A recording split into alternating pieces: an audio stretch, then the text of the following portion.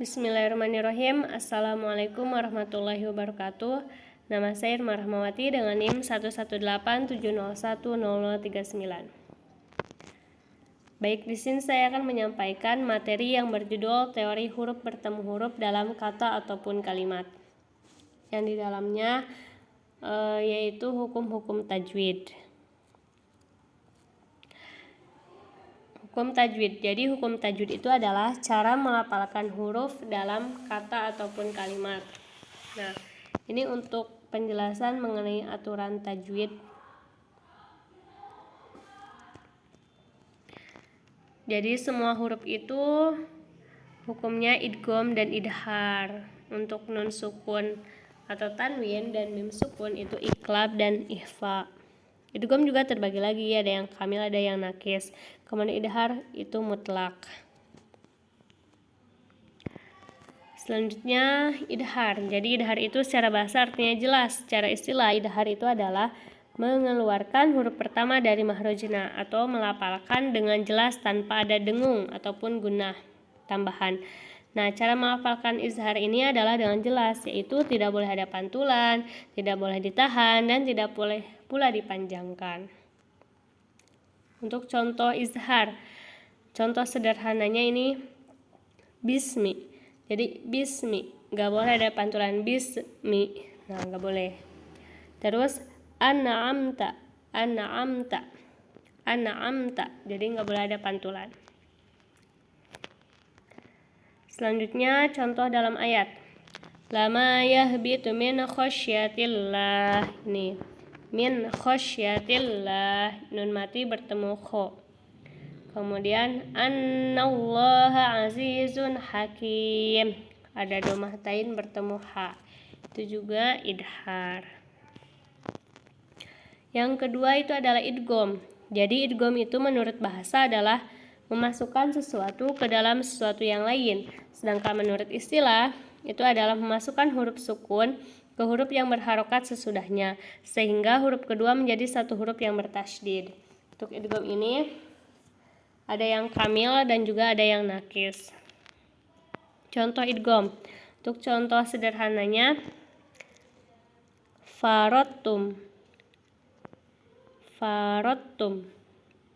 Kemudian ada juga limayyaro.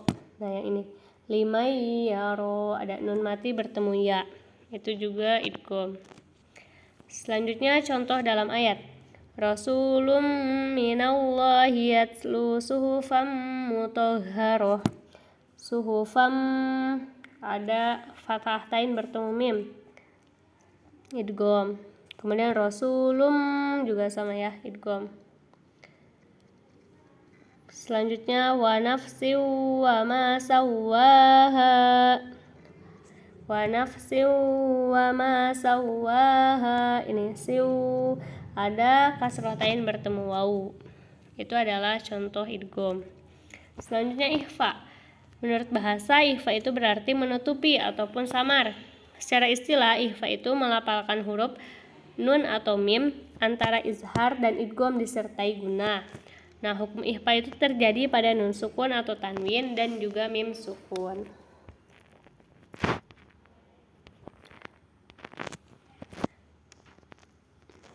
Ini selanjutnya contoh ikhfa.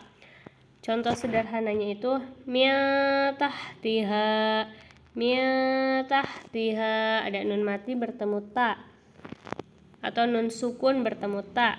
Selanjutnya ajainakum, ajainakum, jadi nun sukun bertemu jim. Selanjutnya contoh dalam ayat. Min syarril waswasil khannas.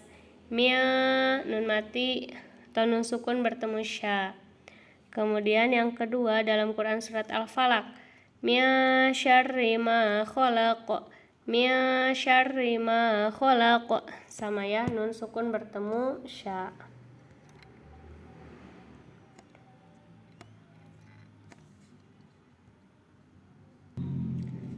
Selanjutnya itu ada iqlab.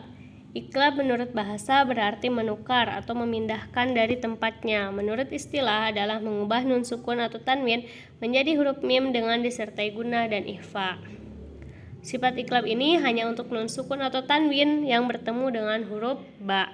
Jadi hurufnya cuma ada satu ya, iqlab itu ba. Kemudian contoh iqlab, untuk contoh sederhananya mambikhola, nun sukun bertemu ba. Summum bukmun, jadi domatain bertemu ba atau tanwin bertemu ba.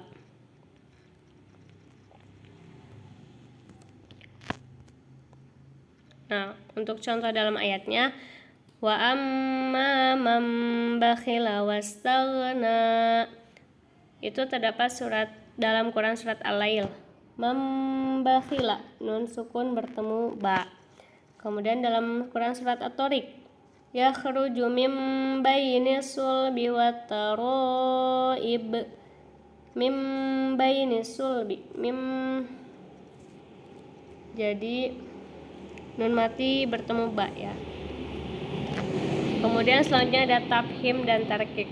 Tafhim itu berarti membesarkan atau menggemukkan, yaitu sifat tebal yang masuk pada suatu huruf, mulut terasa penuh saat mengucapkan.